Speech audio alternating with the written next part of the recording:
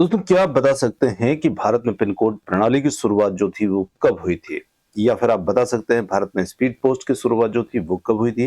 Euclid में यहाँ पर पिछली परीक्षाओं में यातायात एवं संचार से हर बार 2 या 3 प्रश्न जो है वो निश्चित रूप से पूछे जाते हैं और आज के इस वीडियो में यहाँ पर हम ऑनलाइन स्टडी विद डीके पर देखने वाले हैं पिछले 10 वर्षों के 100 सबसे मोस्ट आईएमपी पीवाईक्यू क्वेश्चन। जी हाँ दोस्तों, इन्हें एक ही वीडियो में यहाँ पर हम करेंगे खत्म और आपने निश्चित रूप से ये 100 क्वेश्चन कंप्लीट कर लिए तो इस टॉपिक से आपका एक भी नंबर यहाँ पर मिस नहीं होगा। और क्वेश्चन स्टार्ट करने से पहले क्वेश्चन की कैटेगरी को यहाँ पर हमने 3 श्रेणियों में बांटा है, उसे समझिए। 100 क्वेश्चन आपको मिलेंगे 3 कैटेगरी के अंदर। इन्हें 3 कैटेगरी में यहाँ पर बांटकर हमने तैयार किया है और इसमें आपको फर्स्ट में मिलने वाले हैं जो वास्तविक पीवाईक्यू क्वेश्चन हैं वो मिलेंगे लगभग 60% यहाँ पर आपको मिलने वाले हैं। और ये 60% क्वेश्चन जो हैं वो ऐसे हैं जो 2011 से 2022 तक के यूपीटेट की प्राइमरी और जूनियर स्तर की जो भी एग्जाम हुई है उसमें पूछे गए प्रश्न हैं। जी हाँ दोस्तों, जैसे भारत की पहली रेलगाड़ी, राष्ट्रीय जल मार्ग, सबसे लंबा राजमार्ग। और दूसरी कैटेगरी यहाँ पर हमें मिलेगी संबंधित अन्य परीक्षाएं जो हुई हैं जिसमें इस टॉपिक से जो भी क्वेश्चन बने हैं वो क्वेश्चन यहाँ पर हमें 20% इसमें देखने को मिलेंगे। जैसे सीटेट, रेट और अन्य राज्यों की टेट एग्जाम में यातायात संचार से जो प्रश्न पूछे गए हैं वो भी हमने इसमें 20% इंक्लूड किए हैं। साथ ही साथ इसका कारण यहाँ पर समझिएगा क्यों इंक्लूड किए हैं, क्योंकि यूपीटेट जो है अक्सर दूसरे राज्यों के अच्छे प्रश्न जो होते हैं निश्चित रूप से उनको भी यहाँ पर दोहराता है। तो इस कारण से यहाँ पर अन्य जो टेट एग्जाम हुई है जिनमें इस टॉपिक से प्रश्न बने हैं वो भी यहाँ पर शामिल हैं। और 20% क्वेश्चन जो है वो आपको मिलेंगे इसमें करंट अपडेट यानी कि नए जो तैयार हुए हैं ऐसे प्रश्न जो कि आपके लिए संभावित रहते हैं। और निश्चित रूप से यहाँ पर यदि हम यूपीटेट की तैयारी कर रहे हैं तो केवल पुराने प्रश्न जो हैं वो सिर्फ हमारे लिए काफी नहीं है, हमारे लिए उसी टॉपिक से कुछ नए प्रश्न भी जानना जरूरी है। तो 20% नए संभावित प्रश्न, करंट अपडेट्स जो कि बाद में बने हैं उनसे संबंधित भी यहाँ पर आपको देखने को मिलेंगे। तो अब हम करते हैं बिना देर किए वीडियो को स्टार्ट और चलते हैं फर्स्ट क्वेश्चन पर। देखिए, सबसे फर्स्ट क्वेश्चन यहाँ पर आता है, भारत में स्वर्ण चतुर्भुज परियोजना का संबंध जो है किसके विकास से है? जल मार्ग, सड़क मार्ग, वायु मार्ग या रेल मार्ग? तो बहुत बार ये प्रश्न आपने देखा होगा, सीटेट में भी अक्सर ये प्रश्न पूछा जाता है, स्वर्णिम चतुर्भुज।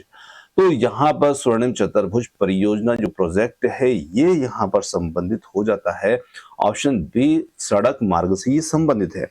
देखिए, स्वर्णिम चतुर्भुज परियोजना जो है भारत का एक प्रसिद्ध सड़क नेटवर्क है जो कि 4 प्रमुख महानगर हैं जैसे दिल्ली, मुंबई, चेन्नई और कोलकाता, इन्हें कनेक्ट ये करता है। तो ऑप्शन बी बन जाएगा प्रश्न के लिए उत्तर। चलिए दूसरा प्रश्न लेते हैं, निम्नलिखित में से कौन सा भारत का सबसे लंबा राष्ट्रीय राजमार्ग यहाँ पर है? तो बहुत अच्छा प्रश्न है और यहाँ पर यदि हम बात करें तो वर्तमान आंकड़ों के अनुसार जो NH44 है ये हमारे भारत का सबसे लंबा राजमार्ग है जो कि उत्तर में श्रीनगर को, दक्षिण में कन्याकुमारी को ये जोड़ता है। और इसका पुराना नाम जो था वो था यहाँ पर NH7। ये भी आपको ध्यान रखना है क्योंकि अब ये वर्तमान में यहाँ पर चेंज हो चुका है। पुराना नाम NH7 था और करंट में इसका नाम जो है NH44 है। चलिए देखिए, बहुत अच्छा प्रश्न था। आगे लेते हैं अगला प्रश्न, भारतीय रेल का राष्ट्रीयकरण किस वर्ष किया गया था? तो यहाँ पर बात की जाए भारतीय रेलवे के राष्ट्रीयकरण की 1947, 1950, 1951, 1955, इनमें से यदि हम बात करें तो वर्ष जो 1951 था यहाँ पर ऑप्शन नंबर सी के साथ में, जहां पर रेलवे का राष्ट्रीय एकीकरण हुआ था और वर्तमान समय में भारत में रेलवे नेटवर्क जो है दुनिया के सबसे बड़े नेटवर्क में से एक माना जाता है। तो ऑप्शन सी बनेगा यहाँ पर उत्तर। बिना टिकट यात्रा करना किस प्रकार का अपराध है और इसके लिए रेलवे में कौन सी धारा यहाँ पर लगती है? धारा 137, धारा 138, धारा 141, धारा 144, इनमें से बात की जाए धारा 137 की तो बिना टिकट यात्रा करने के लिए रेलवे अधिनियम की धारा 137 के तहत दंडनीय अपराध होता है और इसमें जुर्माना और जेल दोनों का ही प्रावधान किया जाता है। आगे देखिए, भारत के किस राज्य में सबसे पहले मेट्रो रेल की शुरुआत हुई थी? तो भारत में सबसे पहले मेट्रो रेल की शुरुआत जो हुई थी वो हुई थी दिल्ली, महाराष्ट्र, उत्तर प्रदेश या पश्चिम बंगाल। इनमें से सही उत्तर हमारा रहेगा ऑप्शन नंबर डी। यहां पर सबसे पहले मेट्रो रेल की जो शुरुआत हुई थी वो हुई थी ऑप्शन डी, पश्चिम बंगाल में। जी हाँ, भारत की पहली मेट्रो रेल जो थी ये चली थी यहां पर 24 अक्टूबर, है ना, 24 अक्टूबर 1984 को कोलकाता यानी कि पश्चिम बंगाल के दमदम से टालीगंज के बीच में ये चली थी। चलिए आगे लेते हैं अगला प्रश्न। वायु परिवहन का राष्ट्रीयकरण जो है किस वर्ष किया गया था? तो वायु परिवहन का राष्ट्रीयकरण की बात की जाए यहाँ पर 1950, 1953, 1960 या 1948, इनमें से सही उत्तर बन जाता है हमारा ऑप्शन नंबर बी जो कि है 1953। जी हाँ, ऑप्शन बी यहाँ पर सही उत्तर होगा। और 1953 में सभी निजी एयरलाइंस का राष्ट्रीयकरण करके उन्हें इंडियन एयरलाइंस और एयर इंडिया के रूप में गठित किया गया था। आगे लेते हैं, पिन कोड प्रणाली की शुरुआत भारत में कब हुई थी? बहुत ही अच्छा प्रश्न है। 15 अगस्त 1972, 26 जनवरी 1950, 15 अगस्त 1947 या फिर 14 नवंबर 1965। तो यहां पर 15 अगस्त 1972। जी हाँ, फर्स्ट ऑप्शन जो होगा वो यहां पर हमारा उत्तर होगा पिन कोड। और पिन कोड जो है पोस्टल इंडेक्स नंबर जो होता है ये 15 अगस्त 1972 के बाद लागू किया गया है, मतलब लागू किया गया इस तारीख को। आगे लेते हैं, यहां पर कांडला बंदरगाह भारत के किस राज्य में स्थित है? महाराष्ट्र, गुजरात, ओडिशा, तमिलनाडु, इनमें से सही उत्तर हो जाता है यहां पर ऑप्शन नंबर बी के साथ में गुजरात। ये कांडला बंदरगाह गुजरात के कच्छ जिले में स्थित है और इसके यदि पुराने नाम की बात की जाए तो ये है दीनदयाल बंदरगाह। पुराना नाम तो कांडला है पर वर्तमान इसका नया नाम जो है दीनदयाल बंदरगाह रखा गया है। भारत की पहली कारपोरेट ट्रेन का नाम क्या है जो लखनऊ से दिल्ली के बीच में चलती है? तो यहां पर बात की जाए भारत की पहली कारपोरेट ट्रेन की जो लखनऊ से दिल्ली के बीच में चलती है, वंदे भारत एक्सप्रेस, तेजस एक्सप्रेस, गतिमान एक्सप्रेस या राजधानी एक्सप्रेस। तो यहां पर सही उत्तर हमारा रहेगा वो बनेगा ऑप्शन नंबर बी, तेजस एक्सप्रेस। जी हाँ, तेजस एक्सप्रेस जो है ये पहली निजी आईआरसीटीसी के द्वारा संचालित ट्रेन है जिसे अक्टूबर 2019 में यहां पर शुरू किया गया था। आगे देखते हैं, इंटरनेट पर सूचना खोजने के लिए किसका प्रयोग किया था? Email, search engine, modem, database, ये सब हम जानते हैं, बहुत सरल सा प्रश्न है पर अक्सर पूछा गया प्रश्न है। सर्च इंजन का उपयोग हम इसमें करते हैं, है ना। और जैसे गूगल है, बिंग है, याहू है, ये सर्च इंजन है, इनके कुछ उदाहरण है जो इनका उपयोग हम आधुनिक जो संचार है इसमें जानकारी खोजने के लिए इनका उपयोग हम करते हैं। आगे लेते हैं अगला प्रश्न, और अगला प्रश्न आता है, भारत का वह कौन सा बंदरगाह जिसे ज्वारी बंदरगाह कहा जाता है? तो यहाँ पर ज्वारी बंदरगाह हम किसे कहेंगे? तो देखिए, विशाखापट्टनम, कांडला, चेन्नई, मुंबई। तो इनमें से ऑप्शन जो बी होगा, गुजरात का कांडला बंदरगाह एक ज्वारी बंदरगाह है और ये उत्तर भारत की जरूरतों को पूरा करने वाला एक प्रमुख व्यापारिक केंद्र भी है। आगे लेते हैं, राष्ट्रीय अंतर्देशीय नौवहन संस्थान जो है ये कहां पर स्थित है? तो यहां पर कोलकाता, पटना, कोच्चि, गोवा, इनमें से सही उत्तर बन जाता है ऑप्शन बी के साथ में पटना। जल परिवहन को बढ़ावा देने और प्रशिक्षण देने के लिए संस्थान बिहार की राजधानी पटना में स्थित है।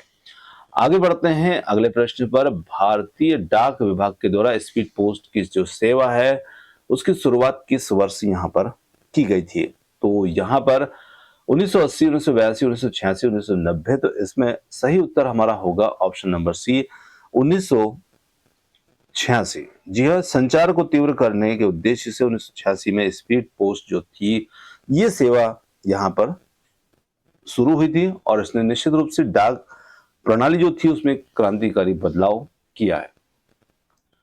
प्रधानमंत्री ग्राम सड़क योजना किस प्रसिद्ध व्यक्ति के जन्म दिवस पर शुरू की गई थी? बहुत अच्छा प्रश्न है।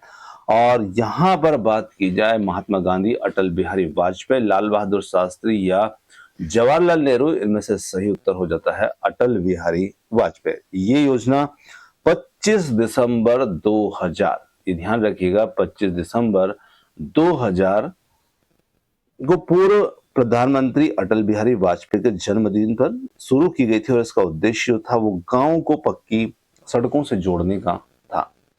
आगे लेते हैं, भारत में सबसे कम लंबाई वाला राष्ट्रीय राजमार्ग कौन सा है? तो यहां पर बात की जाए शॉर्टेस्ट एनएच की, तो वो यहां पर हमारा रहेगा ऑप्शन फर्स्ट NH47A जी। ये भारत का सबसे छोटा राजमार्ग है और मात्र इसकी जो लंबाई की बात की जाए तो सिर्फ और सिर्फ 6 किलो। तो यहाँ पर ऑप्शन ए इसमें उत्तर है। अगला प्रश्न आता है, उत्तर दक्षिण और पूर्व पश्चिम गलियारे एक दूसरे को किस शहर में काटते हैं? बहुत ही अच्छा प्रश्न है।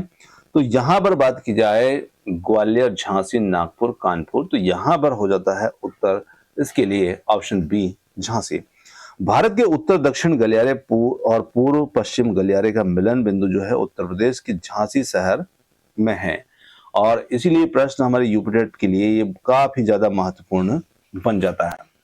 आगे लेते हैं, निम्नलिखित में से कौन सा सूचना प्रौद्योगिकी आईटी के अंतर्गत संचार का सबसे तीव्र साधन यहां पर माना जाता है?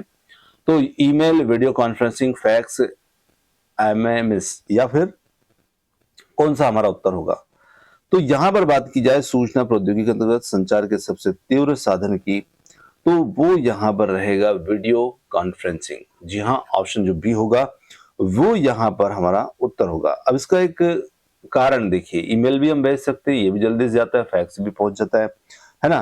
पर वीडियो कॉन्फ्रेंसिंग क्या होती है? रियल टाइम में ऑडियो और विजुअल संचार की अनुमति देता है और जो आधुनिक दौर का सबसे प्रभावी संचार साधन माना जाएगा इन चारों विकल्पों में से। आगे लेते हैं, रेल मंत्रालय ने विलेज ऑन व्हील्स नामक परियोजना जो थी ये कब शुरू की थी? तो 2004, 2005, 6 या फिर 7 में? तो यहां पर बात की जाए वर्ष 2004 की, ऑप्शन ए के साथ में। ग्रामीण क्षेत्रों के पर्यटन को बढ़ावा देने के लिए रेलवे ने इस विशेष ट्रेन परियोजना की शुरुआत जो थी वो यहां पर की थी। आगे लेते हैं, राष्ट्रीय जलमार्ग संख्या 1 किन दो शहरों के बीच में विस्तृत है? सदिया से धुबरी या कोल्लम से कोट्टपुरम, प्रयागराज से हल्दिया या काकीनाडा से पांडिचेरी?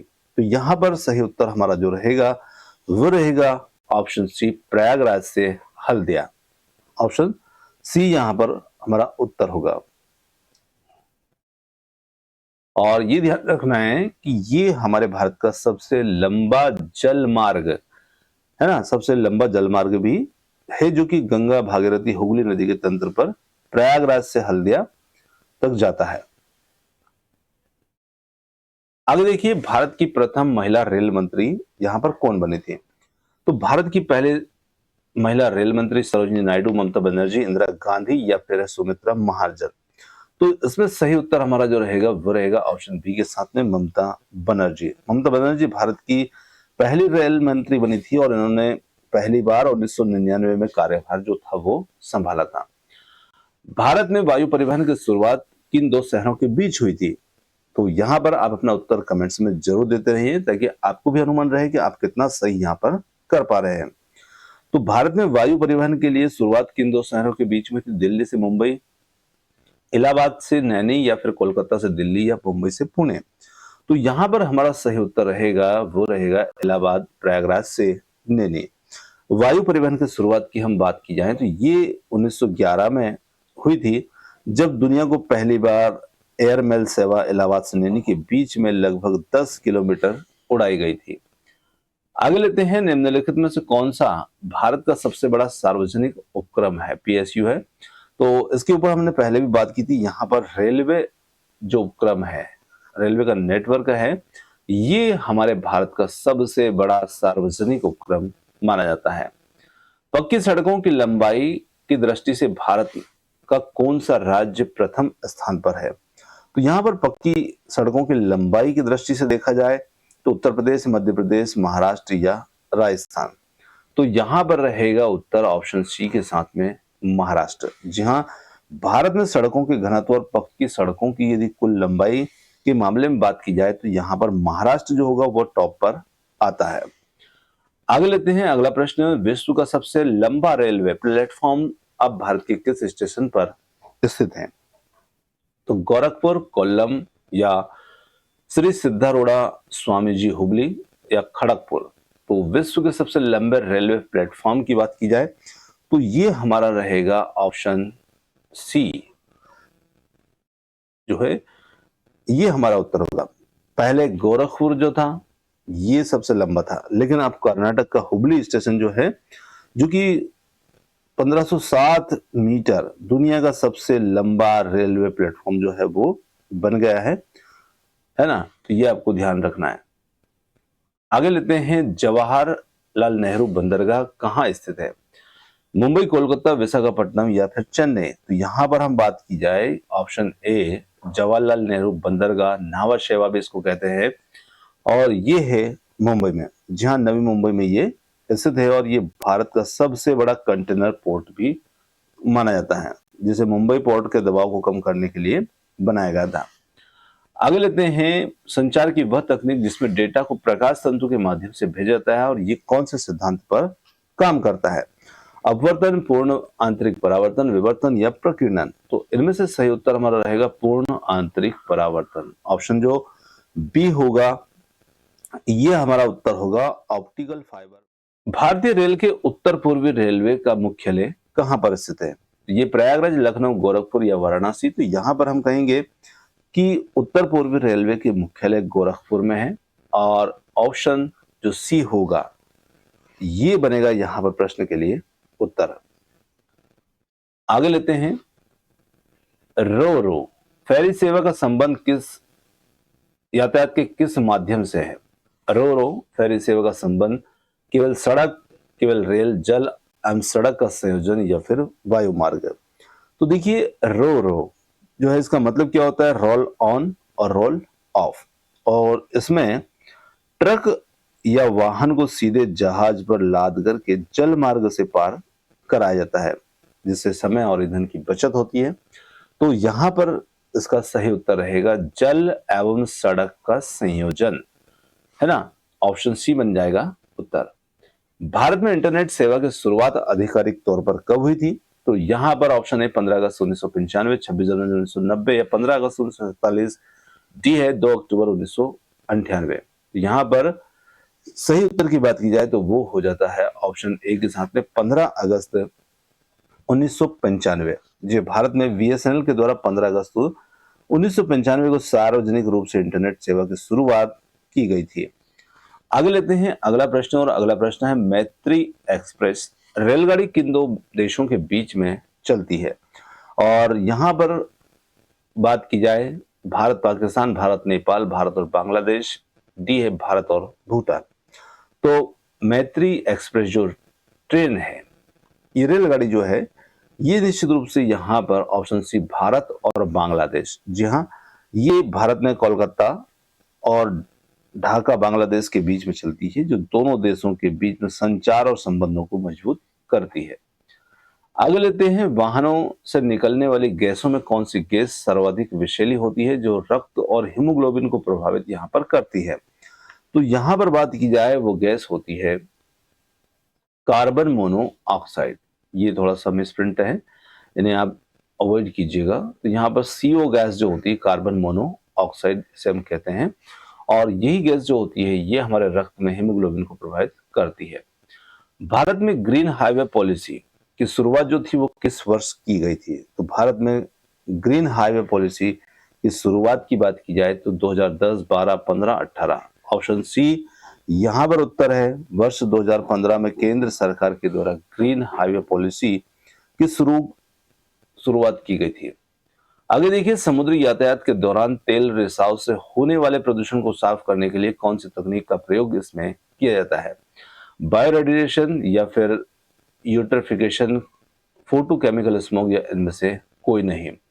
तो यहां पर सही उत्तर जो हमारा रहेगा वो रहेगा option A, oil zapper, bio remediation. Option first जो होगा वो हमारा उत्तर होगा। अब देखिए, ऑयल जैपर या क्या होता है, तो ये बैक्टीरियाओं का एक समूह होता है जो बिखरे हुए तेल को खा करके उसको खत्म कर देता है और जल प्रदूषण को कम करता है।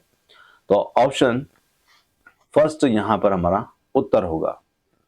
आगे देखिए, भारत में मोबाइल फोन सेवा की शुरुआत जो थी सबसे पहले किस शहर में हुई थी? दिल्ली, मुंबई, कोलकाता या चेन्नई?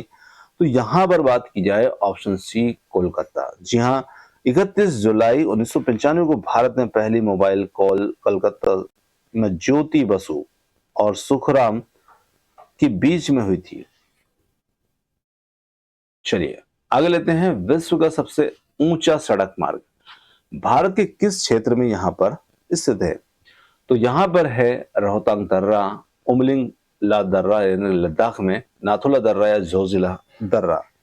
तो लद्दाख में स्थित जो उमलिंग ला दर्रा है, जिसे हम लद्दाख के नाम से जानते हैं, और ये 19,000 की फीट की ऊंचाई से भी ज्यादा इसकी ऊंचाई जो है मानी जाती है, और वर्तमान में दुनिया का सबसे ऊंचा मोटर मार्ग है जिसे बीआरओ के द्वारा बनाया गया है। तो ऑप्शन बी यहाँ पर हमारा उत्तर है।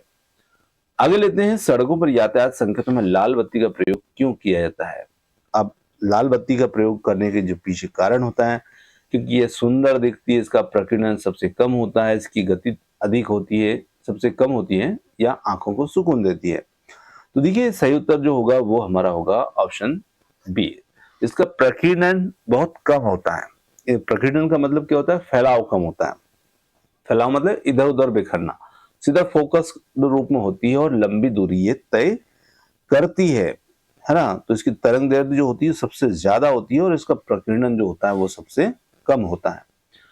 आगे लेते हैं, भारत का पहला रेलवे विश्वविद्यालय कहाँ स्थापित किया गया? वाराणसी, वडोदरा, बेंगलुरु, पुणे। तो यहां पर भारत के पहले रेल विश्वविद्यालय की बात की जाए तो ये होगा हमारा उत्तर ऑप्शन बी, बड़ोदरा। निम्नलिखित में से कौन सा उपग्रह सैटेलाइट जो है भारत में टेलीविजन और संचार के लिए प्रयोग किया जाता है? आईआरएस सीरीज या इनसैट सीरीज या कार्टोसैट सीरीज या फिर है ओशियन सैट सीरीज? तो इनमें से हमारा सही उत्तर जो रहेगा वो रहेगा ऑप्शन बी के साथ में, जो कि है इनसैट सीरीज। देखिए इनसैट का फुल फॉर्म जो है वो भी आपको ध्यान रखना है, इंडियन नेशनल सैटेलाइट सिस्टम, और इसका उपयोग जो है मुख्य रूप से दूर संचार, टेलीविजन प्रसारण, मौसम विज्ञान आदि के लिए किया जाता है। चलिए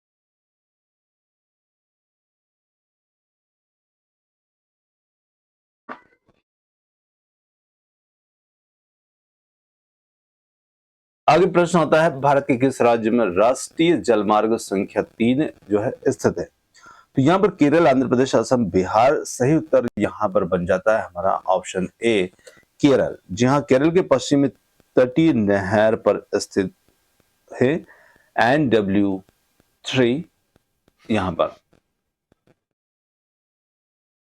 यातायात की भीड़ को कम करने के लिए ऑड इवन योजना भारत के किस केंद्र शासित प्रदेश में सबसे पहले यहाँ पर लागू की गई थी? तो देखिए चंडीगढ़, पांडुचेरी, दिल्ली या लद्दाख। तो सही उत्तर यहाँ पर रहेगा हमारा ऑप्शन सी, दिल्ली। वायु प्रदूषण और यातायात के दबाव को कम करने के लिए दिल्ली सरकार ने सबसे पहले ऑड इवन फार्मूला जो था वो लागू किया गया था। उत्तर प्रदेश का सबसे लंबा राष्ट्रीय राजमार्ग जो है वो कौन सा है? NH2, NH24, NH7 या NH28? तो देखिए NH2 जो है इसका पुराना नाम है, और NH19 जो है वर्तमान नाम है। तो यहाँ पर सही उत्तर जो है वो हमारा होगा ऑप्शन नंबर फर्स्ट। ये उत्तर प्रदेश से गुजरने वाला सबसे लंबा राष्ट्रीय राजमार्ग है NH19। पुराना नाम इसका NH2 था, जिसे ग्रैंड ट्रंक रोड का पुराना हिस्सा इसको माना जाता है, और जो कि दिल्ली से कोलकाता को ये जोड़ता है, इन्हें कनेक्ट करता है।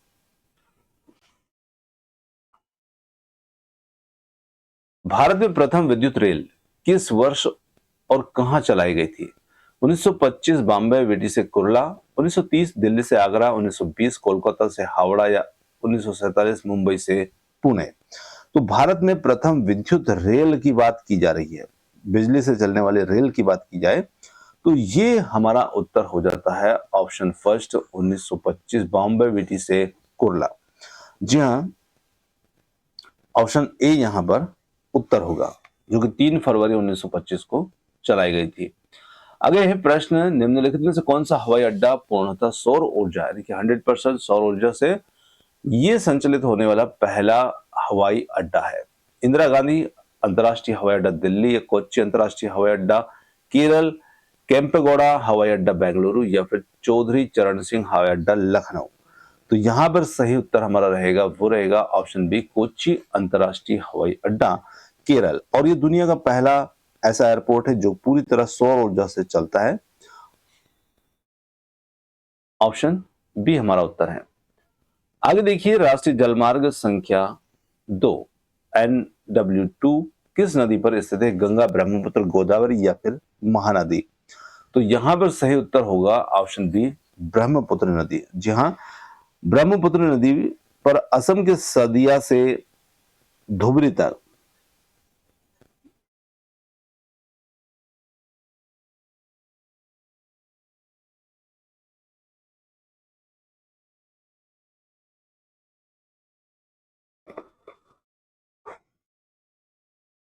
राष्ट्रीय राजमार्ग 2 ब्रह्मपुत्र नदी पर असम के सादिया से धुबरी तक विस्तृत हैं, और ये भारत पूर्वोत्तर भारत के लिए संचार का मुख्य जरिया है। तो यहां पर ऑप्शन 2 हमारा इसमें उत्तर होगा। आगे लेते हैं, भारत में मेट्रोमैन के नाम से किससे जाना जाता है? एम विश्वेश्वरैया, ई श्रीधरन, सतीश धवन, सीवी रमन? तो यहां पर बात की जाए ऑप्शन बी के साथ में, ई श्रीधरन। इन्हें भारत में मेट्रो रेल के विकास में उनके अभूतपूर्व योगदान के लिए मेट्रोमैन के नाम से भी जाना जाता है, मेट्रोमैन भी इन्हें कहा जाता है। फास्टैग तकनीक जो कि टोल प्लाजा पर उपयोग की जाती है, या किस सिद्धांत पर कार्य करती है? ब्लूटूथ, या फिर है RFID, इंफ्रारेड, या फिर QR कोड? तो यहां पर सही उत्तर हमारा रहेगा ऑप्शन, फास्टैग प्रणाली जो होती है वो ऑप्शन बी के साथ में RFID, रेडियो फ्रिक्वेंसी आइडेंटिफिकेशन तकनीक का उपयोग यहां पर यह करता है, जिससे वाहन को बिना रोके टोल का भुगतान जो है सीधे बैंक खाते से हो जाता है। आगे लेते हैं अगला प्रश्न, पूर्वांचल एक्सप्रेसवे उत्तर प्रदेश के किन 2 शहरों को जोड़ता है? तो यहां पर लखनऊ और गाजीपुर, आगरा और लखनऊ, नोएडा से आगरा, वाराणसी और गोरखपुर? तो सही उत्तर हमारा होगा ऑप्शन ए के साथ में, लखनऊ और गाजीपुर। देखिए, पूर्वांचल एक्सप्रेसवे लखनऊ को गाजीपुर से कनेक्ट करता है, और इसकी लंबाई जो है वो यहां पर हो जाती है 341 किलोमीटर, और ये यूपी के विकास के लिए काफी महत्वपूर्ण है। आगे देखिए, संचार के क्षेत्र में ISDN का पूर्ण रूप जो है वो क्या है? तो यहां पर संचार के क्षेत्र में ISDN की बात की जाए तो ये होगा हमारा integrated service digital network. Option B इसमें उत्तर होगा। भारत का सबसे बड़ा शिपयार्ड जो है कहां पर स्थित है?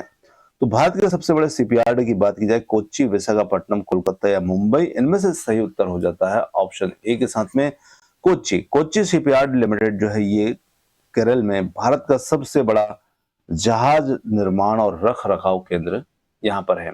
ऑप्शन ए उसमें उत्तर होगा। वंदे भारत एक्सप्रेस की पहली व्यावसायिक यात्रा किन शहरों के बीच में हुई है? तो यहां पर दिल्ली से मुंबई, दिल्ली से वाराणसी, दिल्ली से कटरा, चेन्नई से बेंगलुरु?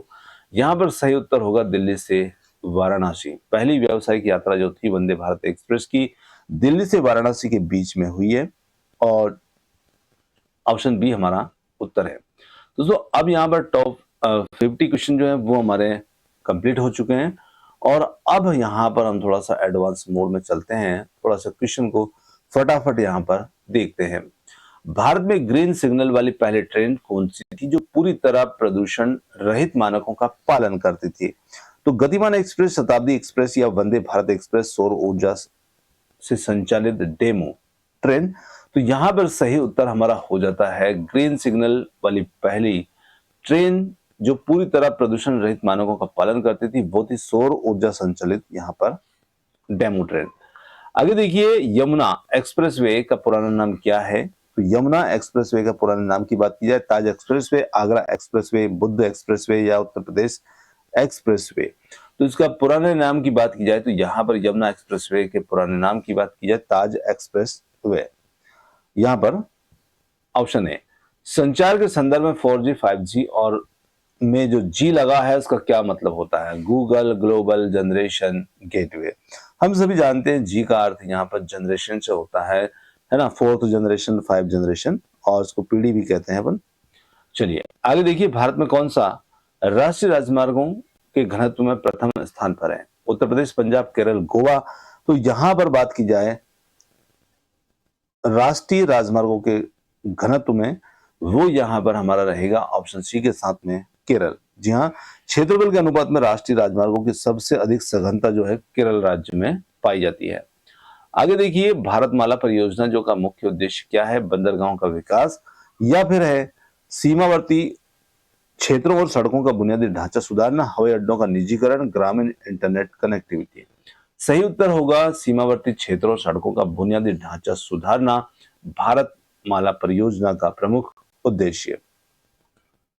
विश्व का सबसे ऊंचा रेलवे पुल किस नदी पर बनाया गया है? गंगा, ब्रह्मपुत्र, चिनाब या सिंधु।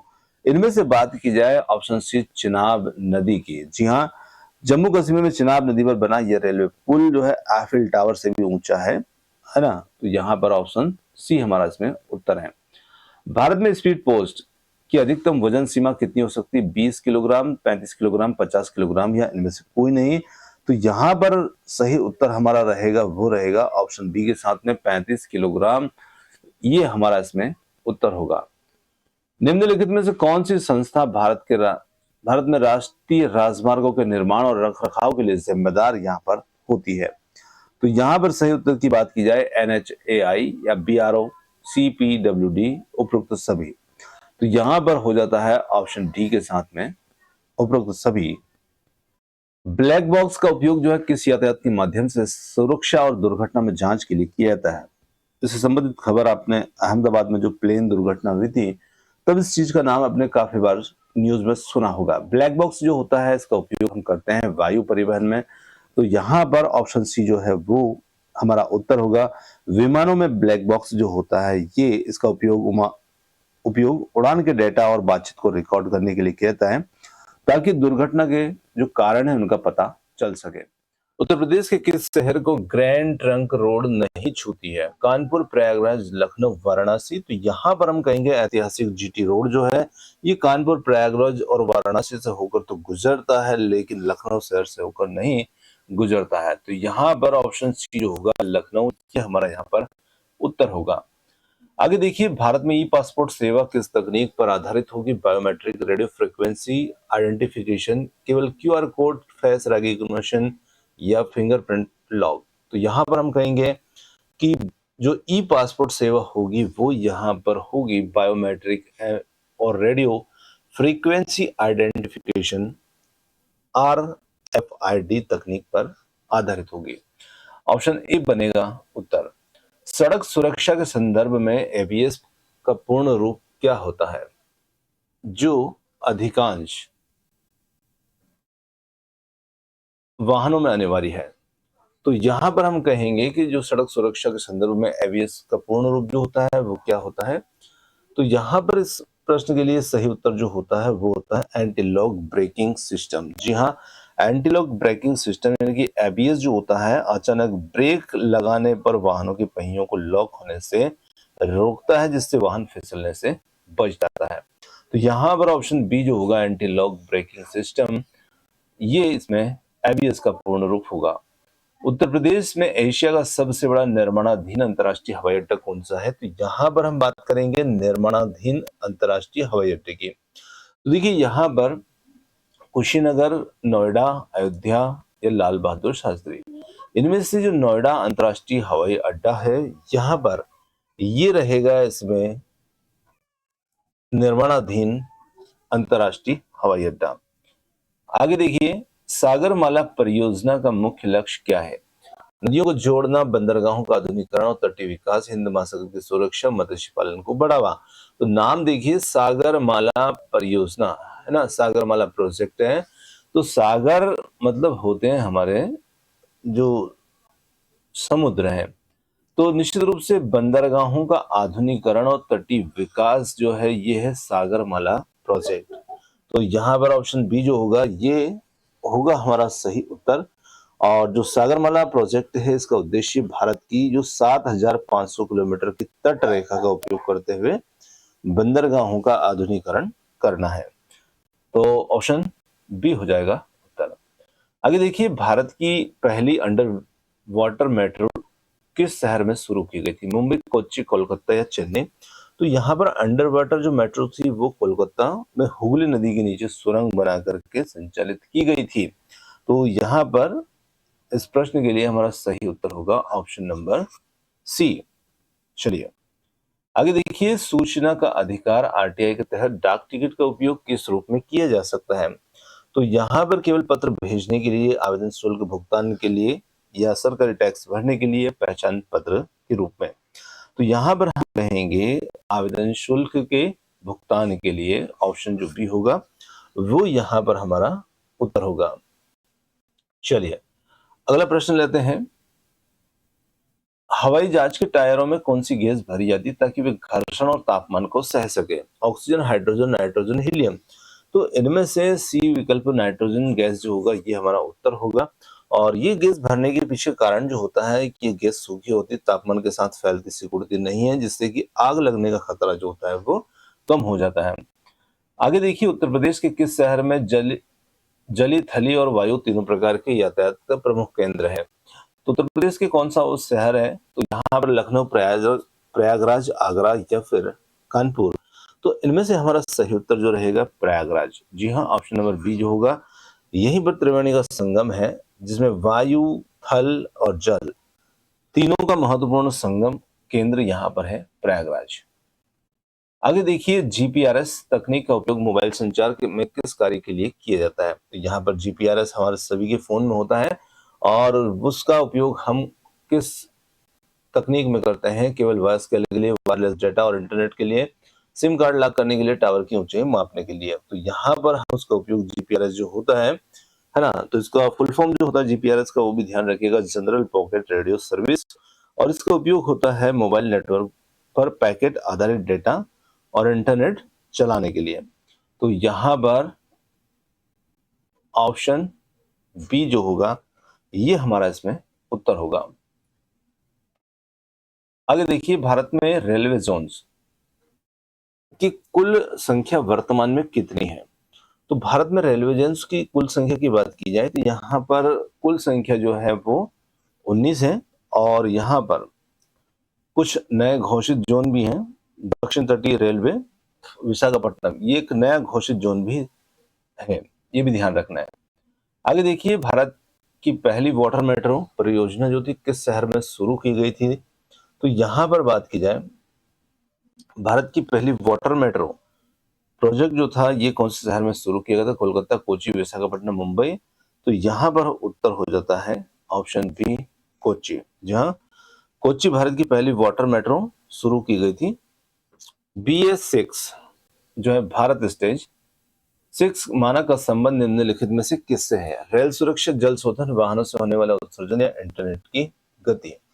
तो यहाँ पर वाहनों से होने वाले उत्सर्जन, ऑप्शन जो सी होगा वो यहाँ पर उत्तर होगा। आगे लेते हैं, विश्व का सबसे लंबा रिवर क्रूज कौन सा है जो वाराणसी से डिब्रूगढ़ तक चलाया गया है? यहाँ पर बात की जाए उस सबसे लंबे रिवर क्रूज की, तो वो यहाँ पर होगा गंगा विलास। ऑप्शन फर्स्ट जो होगा वो हमारा यहाँ पर उत्तर होगा। दुनिया का सबसे लंबा नदी क्रूज है। आगे देखिए, सड़क यातायात में प्रयुक्त होने वाले आरटीओ का पूर्ण रूप क्या है? तो देखिए, आरटीओ का पूर्ण रूप जो हम सभी जानते हैं रीजनल ट्रांसपोर्ट ऑफिस होता है ना, जिसे हम यहाँ पर कहते हैं क्षेत्रीय परिवहन कार्यालय। भारत के किस राज्य ने सबसे पहले ई कैब सेवा जो थी केरल सवारी नाम से शुरू की थी? दिल्ली, कर्नाटक, केरल, तेलंगाना? तो यहाँ पर हो जाता है केरल। नाम केरल सवारी आप देख सकते हैं, तो यहाँ पर केरल जो होगा वो सही उत्तर होगा। संचार के क्षेत्र में प्रयुक्त होने वाली तकनीक वाईफाई का पूर्ण रूप क्या होता है? तो वाईफाई का पूर्ण रूप जो होता है वो होता है वायरलेस फिडेलिटी। ऑप्शन फर्स्ट जो होगा वो यहाँ पर हमारा उत्तर होगा।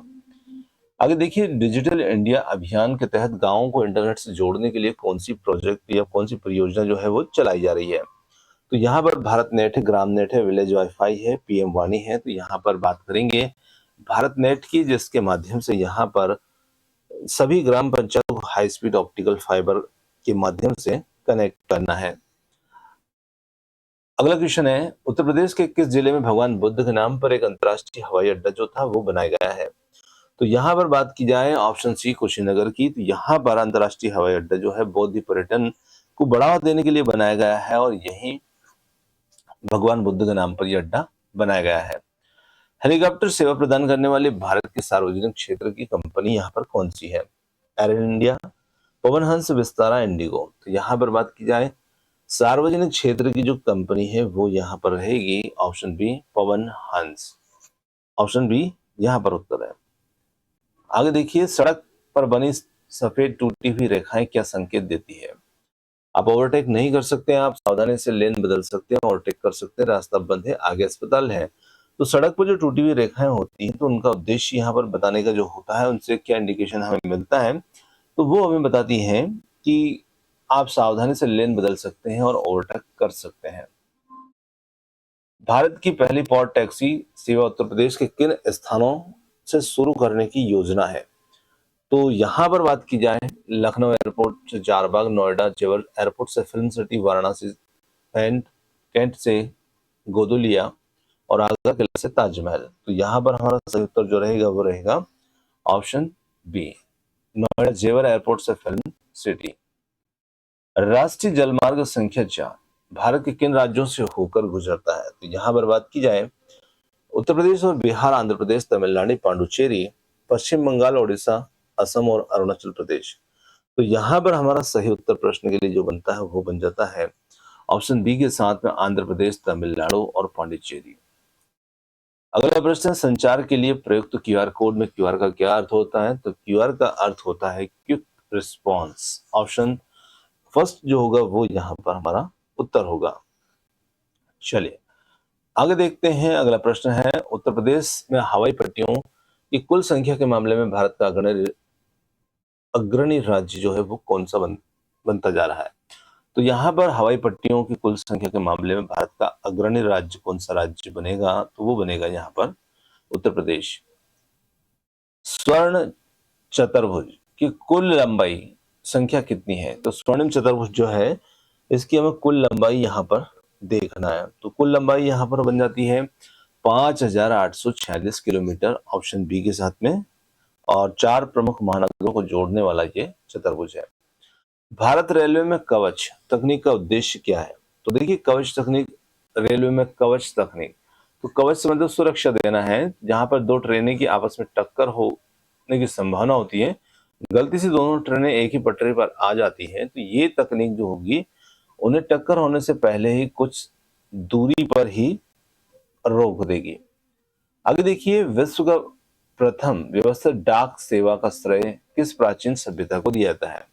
सिंधु घाटी सभ्यता, फारस की सभ्यता या मिस्र की सभ्यता, चीन की सभ्यता। तो यहां पर हम ऑप्शन बी फारस की सभ्यता। आगे देखिए, उत्तर प्रदेश के किस शहर में चौधरी चरण सिंह अंतर्राष्ट्रीय हवाई अड्डा जो है वो स्थित है।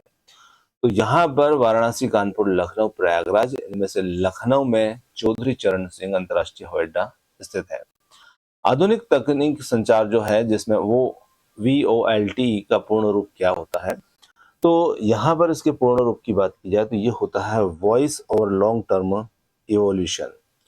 तो यहाँ पर ऑप्शन फर्स्ट जो होगा वो हमारा इसमें उत्तर होगा। भारत का सबसे बड़ा रेलवे यार्ड कहाँ स्थित है जो अपनी विशालता के लिए प्रसिद्ध है। तो यहाँ पर भारत के सबसे बड़े यार्ड की बात की जाए तो नई दिल्ली, इटारसी, हावड़ा, मुगल सराय, इनमें से ये स्थित है ऑप्शन ए मुगल सराय, जो कि अब यहाँ पर पंडित दीनदयाल उपाध्याय जंक्शन है, जंक्शन के नाम से है। भारत का पहला सौर ऊर्जा से संचालित रेलवे स्टेशन कौन सा है। नई दिल्ली, गुवाहाटी, जयपुर या सेंट्रल चेन्नई। तो यहाँ पर हम बात करेंगे गुवाहाटी की, जो कि सौर ऊर्जा से चलने वाला संचालित रेलवे स्टेशन है। रडार का उपयोग हवाई यातायात नियंत्रण में क्यों किया जाता है? देखिए, रडार जो प्रणाली होती है, इसमें रेडियो तरंगों का उपयोग करके दूर स्थित वस्तुओं की दूरी, ऊंचाई और दिशा का सटीक पता जो है वो लगाया जाता है। तो यहाँ पर हम इस प्रश्न के लिए सही उत्तर हमारा जो रहेगा वो रहेगा विमान की स्थिति, दिशा का पता लगाने के लिए रडार प्रणाली का उपयोग किया जाता है। आगे लेते हैं अगला प्रश्न। उत्तर प्रदेश के किस शहर में देश का पहला मल्टी मॉडल टर्मिनल बनाया गया? लखनऊ, वाराणसी, गाजीपुर, प्रयागराज। तो यहाँ पर हम कहेंगे कि प्रश्न का जो हमारा सही उत्तर होगा वो यहाँ पर होगा ऑप्शन बी, वाराणसी। जी हाँ, वाराणसी, ऑप्शन बी। राष्ट्रीय सड़क सुरक्षा सप्ताह प्रतिवर्ष कब मनाया जाता है? तो ये मनाया जाता है 11 से 17 जनवरी को प्रतिवर्ष सड़क सुरक्षा सप्ताह मनाया जाता है। संचार के क्षेत्र में सिम कार्ड का पूर्ण रूप क्या होता है? तो सिम का फुल फॉर्म जो होता है वो होता है सब्सक्राइबर आइडेंटिटी मॉड्यूल। तो ऑप्शन फर्स्ट जो होगा वो यहाँ पर होगा हमारा उत्तर। गतिमान एक्सप्रेस जो दिल्ली और झांसी के बीच चलती है उसकी अधिकतम गति कितनी है? तो यहाँ पर उसकी अधिकतम गति की बात की जाए तो वो यहाँ पर हो जाती है 160 किलोमीटर प्रति घंटा। Option B. ई कॉमर्स में सामान की डिलीवरी के लिए किस संचार माध्यम का सबसे अधिक उपयोग होता है? तो यहाँ पर ई कॉमर्स में बात की जाए तो radio, television, internet, mobile app, समाचार पत्र। तो ऑप्शन सी, इंटरनेट और मोबाइल ऐप का उपयोग यहाँ पर सबसे ज्यादा होता है। आगे लेते हैं का सबसे लंबा पुल भारत का सबसे लंबा नदी पुल कौन सा है? महात्मा गांधी सेतु, भूपेन हजारिका सेतु, बांद्रा वर्ली सी लिंक या फिर बोगीबिल पुल। तो यहाँ पर उत्तर हो जाता है ऑप्शन बी, भूपेन हजारिका सेतु, ढोला सादिया। सार्वभौमिक सेवा दायित्व निधि का संबंध जो है किस क्षेत्र से है? रेलवे विकास, दूरसंचार विस्तार, सड़क मरम्मत, वायुसेना आधुनिकीकरण। तो यहाँ पर हम कहेंगे कि इसका संबंध जो होता है वो होता है दूरसंचार विस्तार से। ऑप्शन जो बी होगा वो यहाँ पर हमारा उत्तर होगा। यातायात के साधनों में सबसे सस्ता और पर्यावरण के अनुकूल माध्यम कौन सा माना जाएगा? तो इन सभी की तुलना की जाए सड़क, वायु, जल, रेल, तो इसमें जो जल परिवहन है ये सबसे सस्ता और पर्यावरण के अनुकूल माना जाएगा। क्योंकि देखिए, भारी सामान को जब लंबी दूरी तक ले जाना है तो जल परिवहन जो होता है वो काफी सस्ता पड़ता है और कम कार्बन उत्सर्जन ये करता है। तो इसलिए ऑप्शन सी होगा हमारा उत्तर। दोस्तों, यहाँ पर हमारे जो 100 पीआई की क्वेश्चन थे वो होते हैं समाप्त। और क्वेश्चन आपको कैसे लगे कमेंट्स करके जरूर बताइएगा। वीडियो पसंद आया तो वीडियो को लाइक, शेयर, चैनल को सब्सक्राइब करना ना भूलिएगा। और इसी प्रकार के वीडियो के लिए मिलते हैं जल्द ही एक और नए वीडियो के साथ। धन्यवाद।